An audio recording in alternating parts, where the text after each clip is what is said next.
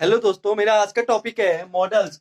Models English language में एक बहुत इंपॉर्टेंट टॉपिक है और इससे हर रिलेटेड क्वेश्चंस हर एग्जाम में क्वेश्चंस आते हैं इससे रिलेटेड। और ये हर क्लास के 9th 8th 9th 10th 11th 12th हर क्लास के बच्चों के लिए इंग्लिश का एक बहुत इंपॉर्टेंट टॉपिक है। तो मॉडल्स पे डिस्कस करने से पहले मैं आपको वर्ब के बारे में बताऊंगा। वर्ब जो होता है हमारा, वर्ब का ही एक पार्ट होता है मॉडल। वर्ब एनी एक्शन, कोई भी एक्शन जिससे हमें पता चलता है कि यहाँ पे काम हो रहा है, मतलब कोई एक्शन जहाँ पे हमें लगता है कि कोई काम हो रहा है, तो उसमें हमारा उसे हम कहते हैं वर्ब। फॉर एग्जाम्पल प्ले, जिसको हम हिंदी में क्रिया कहते हैं। प्ले प्ले मीन्स होता है खेलना। तो खेलना है, ये एक वर्ब है। इसको हम बोलते हैं वर्ब, क्योंकि वहां पे काम कर रहा है आदमी। प्ले, इसका अगर हम इसकी तीनों फॉर्म्स बोले, प्ले, प्लेड और प्लेड, इसकी तीनों फॉर्म्स हम बताते हैं। तो वर्ब की ये 3 फॉर्म्स होती है, first second and third form. तो ये हमारा वर्ब है। अब वर्ब के अंदर हमारी मॉडल्स एक ऐसी वर्ब होती है जो हमेशा वर्ब के आगे लगाई जाती है। फॉर एग्जाम्पल मैं कहूं I do this work, I do this work, ही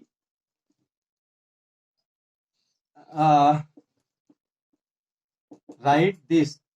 अब मैं यहां पे लगा दूं I can do this, right, I can do this work, मैं इस काम को कर सकता हूं। ये हमेशा वर्ब की एक्टिव वॉइस में अगर हम बात करें तो जो हमारे मॉडल ऑक्सिलरीज होती हैं वो हमेशा वर्ब की फर्स्ट फॉर्म के आगे यूज किए जाते हैं। और ही शुड राइट दिस, उसे ये लिखना चाहिए। यहाँ पे हमारे जो शुड है वो मॉडल ऑक्सिलरी है। तो मॉडल ऑक्सिलरी होती है इनके लिए। सबसे पहले तो जो मॉडल्स होते हैं उनका पहला जो रूल होता है वो वर्ब के आगे लगते हैं, वर्ब के पीछे नहीं लगते हैं, वर्ब के आगे लगते हैं। और दूसरा रूल, जो हमारी मॉडल ऑक्सिलरी होती है वो एक्टिव वॉइस में वर्ब की फर्स्ट फॉर्म के साथ ही हमेशा यूज होती है, चाहे वो कुड हो, शुड हो, वुड हो, कैन, मस्ट, माइट, मे, कुछ भी हो, ये सारी हमारी वर्ब की फर्स्ट फॉर्म के साथ में यूज होती हैं। ये बात आप ये 2 रूल्स आप नोट कर लें। मॉडल्स, पहले मैंने आपको वर्ब बताया था। वर्ब मीन्स होता है कोई भी काम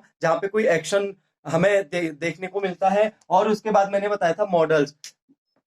मॉडल्स भी वर्ब का ये पार्ट होता है। ऐसी वर्ब होती है जो सहायक क्रियाएं जिसे हम कहते हैं उनका कार्य करती हैं, और कभी कभी ये मेन वर्ब का भी काम करती हैं मॉडल्स। तो जो मेन मॉडल्स हैं जिनका जो एग्जाम में पूछे जाते हैं, जिनका यूज पूछा जाता है, उनको मैं आपको बताऊंगा। जैसे आपको एक सेंटेंस दिया रहेगा और बीच में ही पूछेगा कि यहाँ पे कौन सा मॉडल आएगा, तो उनका यूज मैं आपको आज बताने जा रहा हूँ। और जो मैं आज आपको जिन मॉडल्स का यूज मैं आपको एग्जाम्पल के साथ कराने जा रहा हूँ वो मॉडल्स हैं मे, कैन, और मे, कैन, शुड और मस्ट। ये जो 4 हैं, इन चारों का मैं आज आपको यूज कराने जा रहा हूँ। ये चारों मॉडल्स का यूज मैं आपको आज बताने जा रहा हूँ, और वो भी एग्जाम्पल के साथ, इजी एग्जाम्पल्स के साथ। तो ध्यान से देखना, वीडियो को पूरा देखना, और अगर वीडियो अच्छा लगता है तभी लाइक करना। मे है, जैसे मे का यूज बताया जाएगा, फिर कैन का, शुड का, मस्ट का, बाकी की मॉडल ऑक्सिलरीज का यूज आपको नेक्स्ट वीडियो में मिलेगा। तो सबसे पहले हम डिस्कस करते हैं मे पे। मे जो होता है, मे, अगर मैं मे का हिंदी अर्थ की बात करूं तो मे का अर्थ होता है सकना। अगर हम लोग, जैसे अगर हम किसी से परमिशन लेना चाहते हैं तो वहां पे हम लोग कहते हैं मे आई गो आउट, मे आई गो आउट। तो यहाँ पे हम परमिशन लेना चाह रहे हैं, तो फर्स्ट यूज जो होता है परमिशन लेने के लिए हम मे का यूज करते हैं। फर्स्ट जो यूज होता है मे का वो होता है परमिशन लेने के लिए। मे आई गो आउट, क्या मैं बाहर जा सकता हूं, मे आई गो आउट, या मे आई कम इन। इस तरीके से जो मैंने एग्जांपल बताया आपको, परमिशन मीन्स अनुमति, क्या मैं बाहर जा सकता हूं, मे आई गो आउट, क्या मैं बाहर जा सकता हूं, ये परमिशन ले रहा है वो। और जब, ये तो हमारा परमिशन लेने के लिए होगा, देने के लिए भी हम इसका यूज करते हैं कहीं कहीं पे। हम ये भी कह सकते हैं you may go, you may go, you may go. Permission देने के लिए हमने ये यूज कर दिया, अनुमति लेने या देने के लिए। पहला यूज मैंने आपको बताया मे का, अनुमति लेने और देने के लिए। हम परमिशन किसी आदमी से लेते हैं तो वहां पे भी हम मे का यूज करते हैं, और देने के लिए भी मे का यूज करते हैं। तो रूल 1 हमारा जो है अनुमति लेने या देने के लिए, परमिशन लेने या देने के लिए, परमिशन लेने या देने के लिए हम मे का यूज करते हैं। मैंने आपको बताया मे आई गो आउट, मे आई गो आउट। तो ये हमारा यूज हो गया, इसका पहला यूज हो गया परमिशन लेने या देने के लिए।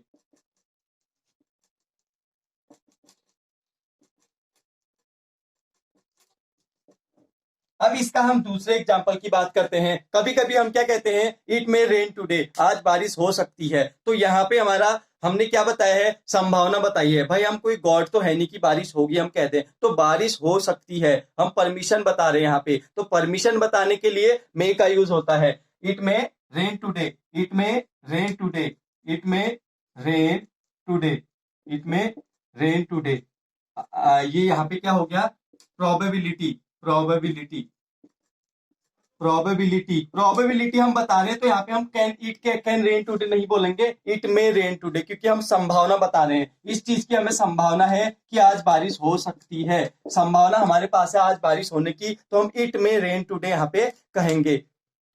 ये दो रूल्स अगर आपको पता है और आपने इनके एग्जाम्पल देखे हैं तो आप लोग कर सकते हैं। नेक्स्ट की तरफ चलते हैं।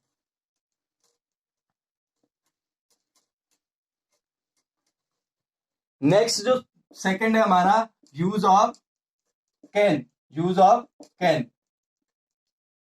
कैन जो होता है, कैन का मीन्स भी हिंदी में होता है सकना, कैन का अर्थ भी सकना ही होता है। लेकिन इसका और मे के यूज में डिफरेंस होता है, कैन और मे के यूज में डिफरेंस होता है। क्या डिफरेंस होता है वो आपको समझाया जाएगा। तो कैन मीन्स सकना होता है, जैसे मैं कहता हूं you can do this, you can do this, तुम इसे कर सकते हो। मैं यहाँ पे क्या बता रहा हूं, उस आदमी को उसकी कैपेसिटी बता रहा हूं, भाई तू कर सकता है, यू कैन डू दिस, ये उसकी कैपेसिटी में यहाँ पे बता रहा हूं। तो जो पहला यूज होता है कैन का, उसके लिए रूल हमारा लगता है, किसी आदमी को उसकी कैपेसिटी बताने के लिए, कैपेसिटी बताने के लिए हम उस आदमी उसके आगे कैन का यूज करते हैं। कैपेसिटी, कैपेसिटी क्षमता, उसकी क्षमता है, जैसे कि तू ये कर सकता है, you can do this, you can do this, तू ये कर सकता है, तुम ये कर सकते हो, यू कैन डू दिस। यहाँ पे हमने कैन का यूज किया है, तो ये क्या है, कैपेसिटी बता रहे हैं उस आदमी की कि वो कर सकता है उस काम को। अब नेक्स्ट बताते हैं रूल 2। एक तो कैपेसिटी में कैन का यूज हो गया हमारा। दूसरा जो कैन का यूज होता है वो होता है एबिलिटी। एबिलिटी, कोई आदमी कितना एबल है, एबिलिटी जो किसी आदमी की ये क्षमता हो गई, योग्यता को बताता है। योग्यता, फॉर एग्जाम्पल अगर कोई आदमी कहता है आई कैन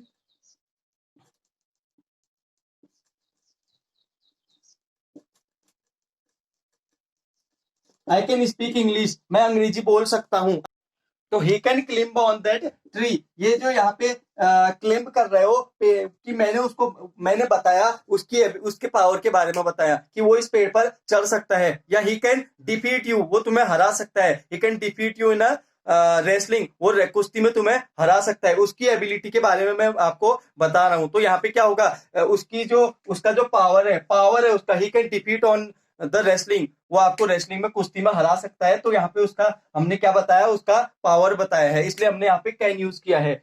समझ में आ गया होगा, कैपेसिटी, एबिलिटी, पावर, ये 3 यूज मैंने आपको कैन के बता दिए हैं। इनको आप लोग ध्यान से देखो और इनके एग्जाम्पल्स पे गौर कीजिए। ये 3 एग्जाम्पल्स इनके हैं। नेक्स्ट मैं आपको बताता हूं, नेक्स्ट जो मॉडल ऑक्सिलरी हमारा आता है, अब आता है हमारा should.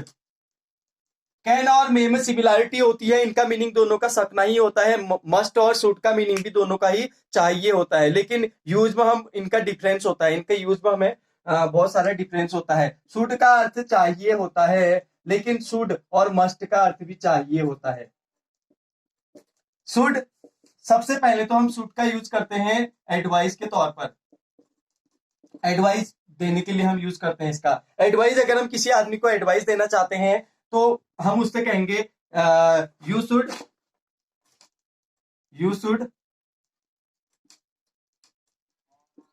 Do this, you should do this, तुम्हें ये करना चाहिए। तो यहाँ पे हम उसको एडवाइस दे रहे हैं उस आदमी को, तो क्या आएगा, एडवाइस देने के लिए हम शुड का यूज करेंगे, यू शुड डू दिस, तुम्हें ये करना चाहिए। अब दूसरा हम इसका रूल लिखते हैं, दूसरा इसका यूज होता है शुड का सेल के पास्ट फॉर्म के रूप में। सेल का अगर हम पास्ट फॉर्म शुड होता है, सेल का पास्ट फॉर्म क्या होता है, शुड। लेकिन सेल के पास्ट फॉर्म की जरूरत कहां पे पड़ती है, सेल के पास्ट फॉर्म की जरूरत डायरेक्ट से इनडायरेक्ट नरेशन बनाने में पड़ती है। डायरेक्ट से इनडायरेक्ट नरेशन कैसे बनता है, जैसे हमारा यहाँ पे रिपोर्टिंग वर्ब हमारा है ही सेड, यहाँ पे हमारा रिपोर्टिंग वर्ब है he said,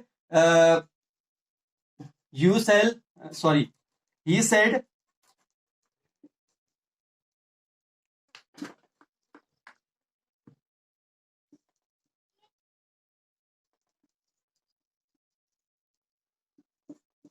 I shall, he said I shall go to market.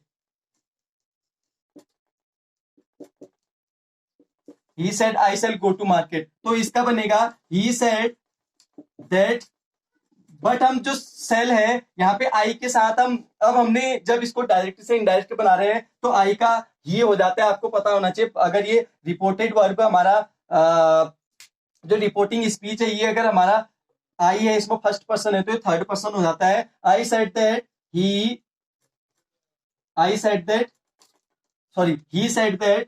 He would go to school.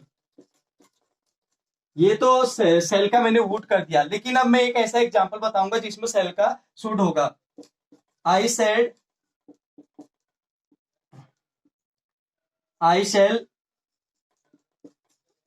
Go to home, I shall go to home, ये आपका सेकंड एग्जांपल है। तो इसका क्या बनेगा, आई सेड, सेल का should कैसे बनता है देखिए, ये हमारा डायरेक्ट नरेशन है, इसको अगर हम इनडायरेक्ट नरेशन में बना रहे हैं तो सेल का पास्ट फॉर्म हम शुड बनाएंगे। I said that I should go to school, I said that I should go to school, I should go to school. यहाँ पे हमने डायरेक्ट का इनडायरेक्ट बनाते टाइम सेल का शुड हमने उसके पास्ट फॉर्म के तौर पे यूज कर रखा है। ये होता है सेल का यूज, एक एडवाइस दूसरे सेल के पास्ट फॉर्म के तौर पे। शुड का यूज हम एडवाइस देने के लिए करते हैं, तुम्हें ये करना चाहिए, ये नहीं करना चाहिए। नेक्स्ट देखते हैं मस्ट। मस्ट का मीनिंग भी मैंने आपको बता दिया है, चाहिए होता है।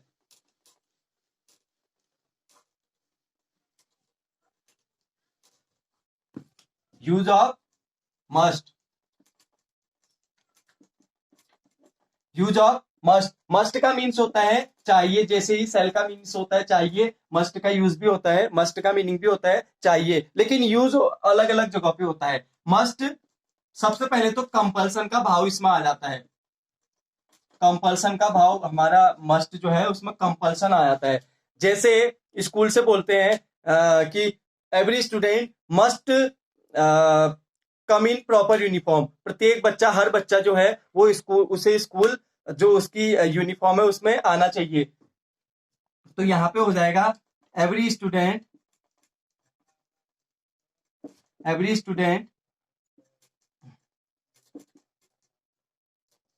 Must come school at time, ये भी कह सकते हैं हर बच्चे को स्कूल में सही समय पर आना चाहिए। Must every student must come school at time, हर सही समय पर आना चाहिए, कंपल्सन का भाव हो गया। नेक्स्ट हम अगर एडवाइस देते हैं, एडवाइस देने के लिए कहाँ पे किया जाता है एडवाइस, जैसे कोई किसी को कोई काम जरूरी करना है, जैसे अगर कोई पूछता है कि मुझे इसके लिए कौन सी बुक पढ़नी चाहिए इस एग्जाम के लिए, तो वो कहेगा यू मस्ट